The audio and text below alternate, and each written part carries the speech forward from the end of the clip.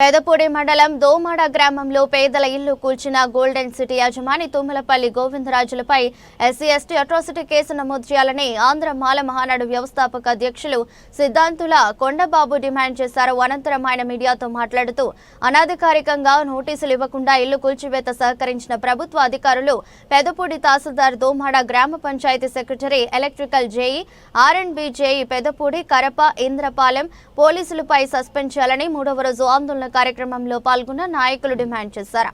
కార్యక్రమంలో CPI new democracy ఉమ్మడి తూర్పు గోదావరి జిల్లా కమిటీ సభ్యులు గుబ్బల ఆదినారాయణమూర్తి, జై భీమరావు, భారత్ పార్టీ రాజకీయ వ్యవహారాల ఇన్ఛార్జ్ వేణుగుపల్లి కృష్ణ, దళిత యువజన సంఘం నాయకులు లింగం నానిబాబు, ఆంధ్ర మాల మహానాడు రాజమండ్రి అధ్యక్షులు పుల్లం రవి, పెంజాల సంధ్య, పేరూరు రవణమ్మ, మానకొండ శ్రీలత, ఉప్పు రమణ, సూరిశెట్టి వీర వెంకట సత్యనారాయణ, అభిరాజు మూడవ రోజు కార్యక్రమంలో పాల్గొన్నారు.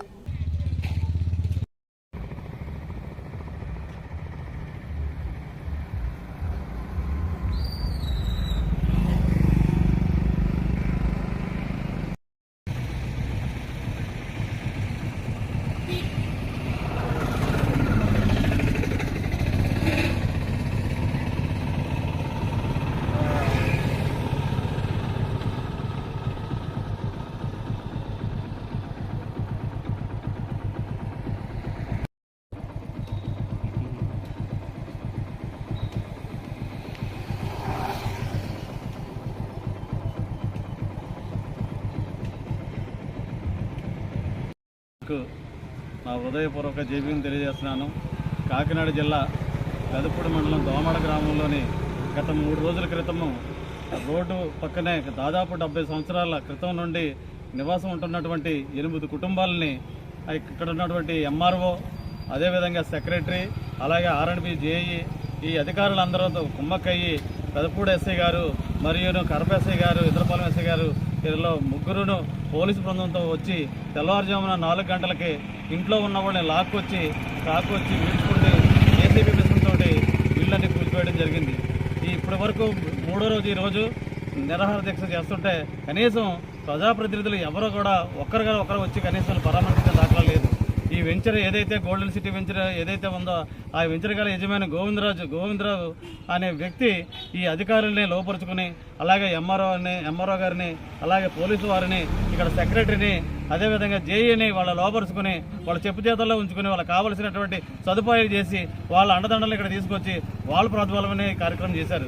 కాబట్టి ఇక్కడ ఫిజికల్ హ్యాండిక్యాప్డ్ ఒక ఎస్సీ క్యాండిడేట్లు 2 ఉన్నారు, నడలేని పరిస్థితిలో ఉన్నారు. ఈ సంకల కర్రేసుకుని ఆ నడలేని పరిస్థితుల్లో కనీసం బాత్రూమ్లు కూడా ఉండకుండా పడగొట్టి పారేశారు. కాబట్టి వీళ్ళ పైన ఎస్సీ/ఎస్టీ అట్రాసిటీ కేసు నమోదు చేయాలని చెప్పేసి కోరుతున్నాము.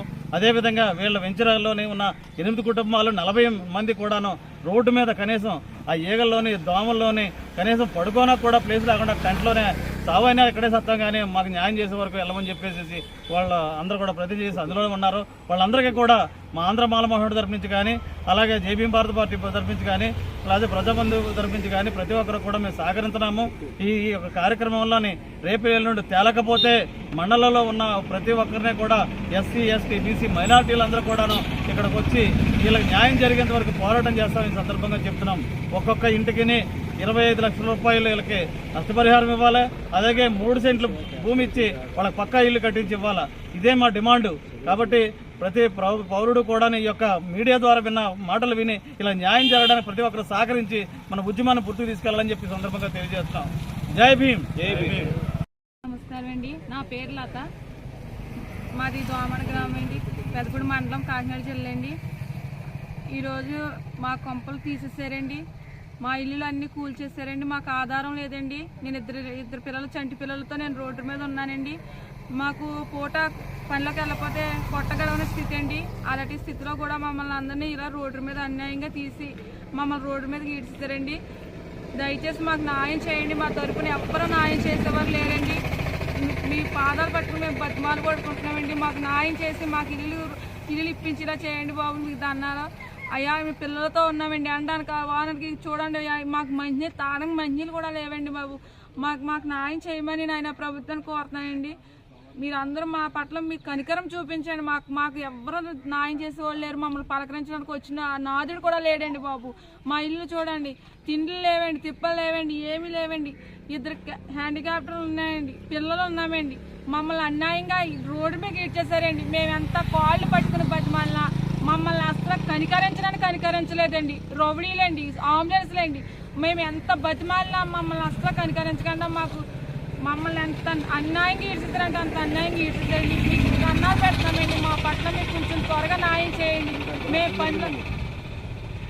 మాకు 6 లక్షల నష్టం జరిగిందండి. మేము రేకులు వేసుకుని రేకుల్లో ఇల్లు ఉన్నామండి. ఆ రేకులు కూడా పడగొడేస్తారండి. దౌర్జన్యంగా ఈడ్చేస్తారండి బయటికి. బాత్రూమ్ అన్నా వచ్చాడు కాదు. మేము కాళ్ళు పట్టుకుంటామనేసి మేము కాళ్ళు పట్టుకుని బతిమాలను స్థితికి తీసుకొచ్చేసారండి. బాత్రూమ్ కూడా వంచకుండా మమ్మల్ని ఎలా నడికి వచ్చేసారండి. చూడండి, పిల్లలు టెంట్లో ఉన్నారండి. ఎండ విపరీతమైన ఎండ అండి. మంచినీళ్ళు లేవండి. ఎంత దారుణమైన స్థితిలో పెట్టారంటే అంత దారుణ స్థితిలో పెట్టేశారు. మా పట్ల మీరు కనికరం చూపించండి. మాకు తక్షణమే న్యాయం చేయమని అడుగుతున్నాను. నా పేరు Goppala Adinarayanamurthy, CPIML new democracy party ఉమ్మడి తూర్పుగోదావరి జిల్లా నాయకుడిని. ఈరోజు పెదపూడి మండలం దోమాడ గ్రామంలో ఇల్లు కోల్పోయిన పేదలు 3 రోజులుగా ఆందోళన చేస్తూ ఉన్నారు. ఈ పేదల ఇల్లు కూల్చిన ప్రభుత్వ అధికారులపై చర్యలు తీసుకోవాలని అధికారులు జిల్లా కలెక్టర్ గారికి, ఆర్డీఓ గారికి వినతి పత్రం ఇవ్వడం జరిగింది. ప్రభుత్వం స్పందించట్లేదు. ప్రభుత్వం చాలా నిర్లక్ష్యంగా వ్యవహరిస్తున్నది. ఈ పెదపూడి మండలం అనపర్తి నియోజకవర్గంలో కూల్చివేతలు ప్రారంభించి అప్పుడే 4 చోట్ల ఇల్లు కూల్చివేయడం జరిగింది. ప్రజలకి ఏ విధమైన అసౌకర్యం కానీ ఇబ్బందులు కూడా లేని ఈ రోడ్డు వారు ఉన్నటువంటి ఇల్లు 70 సంవత్సరాల పైగా, అంటే తాతల నుంచి ఉన్నటువంటి ఇల్లుని